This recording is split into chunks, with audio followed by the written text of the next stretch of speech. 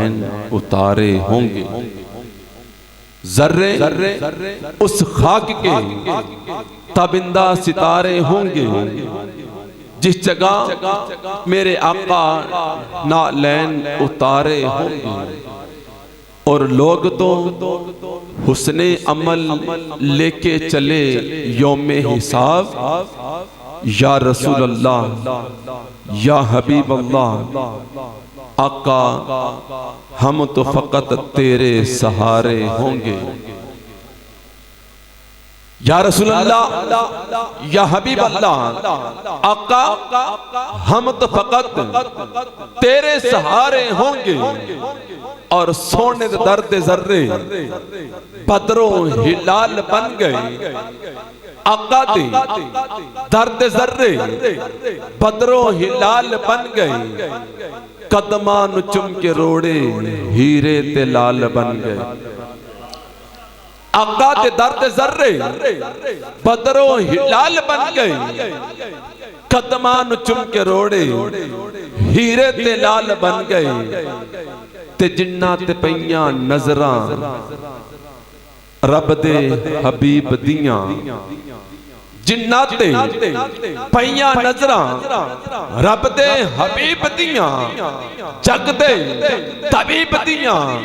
कई आवैस बन गए, कई बिलाल बन गए। जिन्ना ते पईयां नजरां रब दे हबीब दियां ते जग दे तबीब दियां।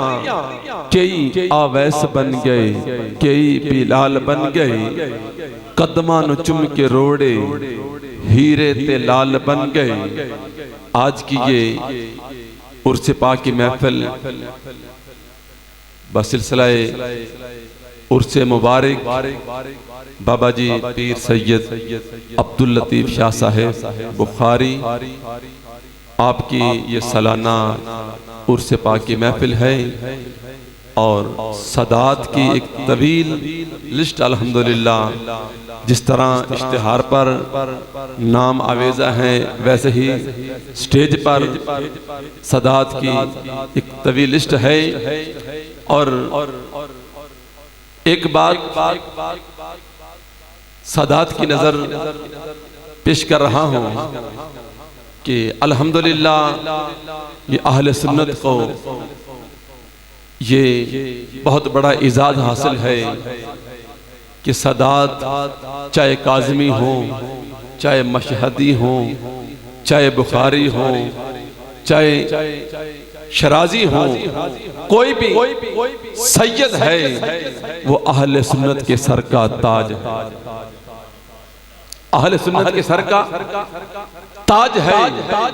और मुझे इशारा भी हो गया आज की ये उर्स पाक की महफिल में आजिज की तिलावत आपने समात की। 8-10 दिन से तबीयत नासाज और किबला पीर साहब ने गुजारिश की थी ने नहीं तुसी तिलावत करनी है, तो जो भी हो सके मैं उससे ही इत्तफाक। एक बात, एक बहुत ही साले बुजुर्ग गुजरे हैं, मुल्क शाम में रहने वाले थे, अब्दुल्ला बिन मुबारक रहमतुल्लाह ताला अलैह। ये ताबईन में से हैं, बहुत ही साले बुजुर्ग हैं। एक मर्तबा हज पर गए तो हज मुकम्मल किया। तो मुकम्मल करने के बाद उन्होंने अपने ही तसव्वुर से ये ख्याल किया कि इस बार किस किस का हज कबूल हुआ है। ये ख्याल कि किस किस का हज कबूल हुआ है। जब उन्होंने तसव्वुरात में से देखा तो आवाज आई कि इस बार किसी का हज कबूल नहीं। अल्लाह के बड़े कामिल थे, बहुत हुजूरी वाले बुजुर्ग थे। फौरन ये बात सुनी तो अस्तगफिरुल्लाह के जुबान पर कलिमात जारी हुए और फौरन अल्लाह की बारगाह में अर्ज की कि मौला इतनी मखलूक आई है, चलो मैं तो गुनहगार दूर दराज चल के आने वाले बड़ी सालों से आस लेके आने वाले सभी का कबूल नहीं। तो आवाज आई सभी का कबूल हो गया है। होने की वजह क्या है कि मुल्क शाम में एक शख्स रहता है जिसकी वजह से इस बार सबका हज कबूल हो गया। दरबारे रिसालत में हाजिर हुए बारगाह मुस्तफा सल्लल्लाहु ताला अलैहि वालैहि वबारिक वसल्लम से उस शख्स का नाम अब्दुल्ला बिन मुबारक रहमतुल्लाह ताला अलैह को मालूम हुआ, फला बस्ती में रहने वाला है, उसके जाके मेरा सलाम पेश कहे। रसूलुल्लाह की बारगाह से सलाम मिला, सलाम लेकर चले, अपना गांव भूल गए, अपना रास्ता भूल गए। जो पैगाम मिला रसूलुल्लाह की बारगाह से कि यार वो कितना खुशनसीब शख्स है जो हज पे आया नहीं लेकिन उसका हज कबूल हो गया। चलते चलते उस इलाके में पहुंचे, नाम दरियाफ्त किया। लोग आपको जानते थे कि आप अब्दुल्ला बिन मुबारक हैं, मुत्की हैं, परहेजगार हैं, अल्लाह के वली हैं, कामिल अकमल में से हैं। लोगों ने आपका इस्तकबाल किया और पूछा हजरत आप जैसी हस्ती और वो निकम्मा सा शख्स जिसका आप पता पूछ रहे हैं, ये वजह क्या है? फरमाया जिस तरह बाबा जी के गल विच हो रहे, मेरे किबला अमीरुल मुजाहिदीन फरमाते हैं गल विच हो रहे। आपने फरमाया बस जो सवाल है उसका जवाब मिल जाए। जब ये बात लोग और हैरान हो गए कि यार इतनी बड़ी हस्ती और चल के हमारे इलाके में आई है। चलते चलते उस घर पर पहुंचे तो देखा तो खस्ता हाली, अजीब सा मंजर, कहां अर्शे मुअल्ला का मालिक, कहां ये गरीब सा शख्स और सलाम पेश करने वाले इमामुल अंबिया की जात आका की बारगाह से सलाम आया है।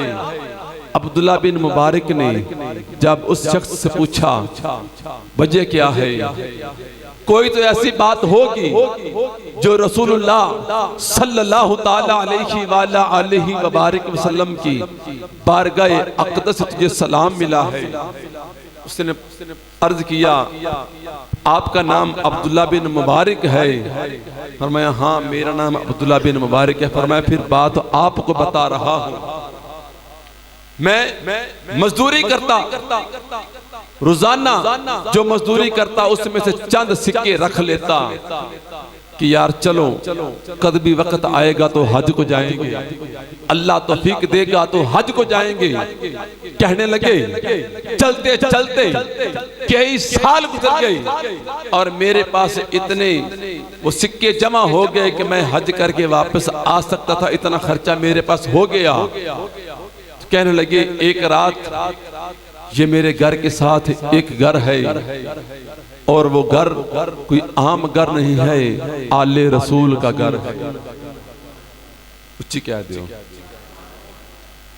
कहने लगे रात को एक रात वो हमारे हमसाए मेरे घर में आए, चिराग जल रहा था।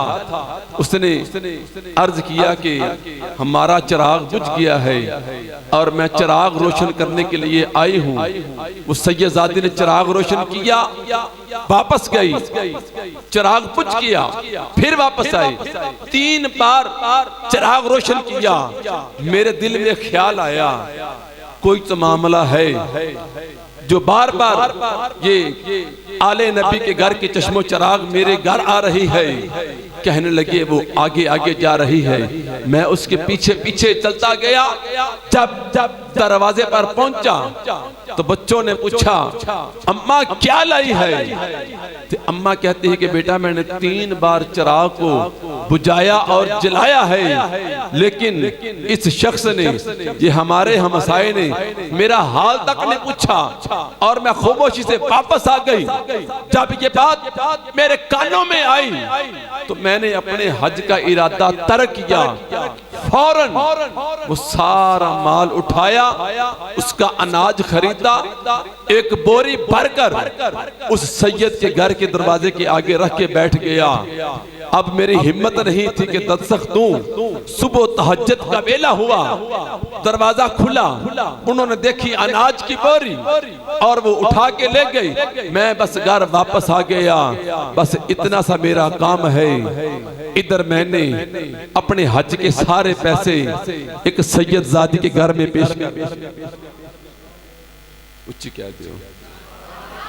बस यही मेरा अमल है कि सारी जिंदगी कमाई मैंने सादात की नजर कर दी है, और बस इसी वजह से मुस्तफ़ा को मुझ पर प्यार आ गया है, और ये सलाम को तोहफा पेश किया गया है कि सादात अल्हम्दुलिल्लाह हमारे अकाबरीन भी सादात की इज्जतों तौकीर करते रहे, करते आए हैं। अल्हम्दुलिल्लाह आज हम भी अहले सुन्नत फख्र से सादात की नौकरी करना अपने लिए बासे मुसरत समझते हैं।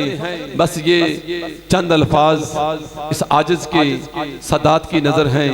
दुआ गो हूँ अल्लाह खालिक जल्ला वाला बाबा जी सैयद अब्दुल लतीफ शाह साहब बुखारी के दर्जात में मजीद बुलंदियां अता फरमाए, और उनके चश्मो चराग साहबजादा पीर सैयद जुबैर अली शाह साहब बुखारी जिन्होंने आज का ये गुलशन सजाया है, अल्लाह खालिक इनको दारैन की सात नसीब फरमाए। आमीन।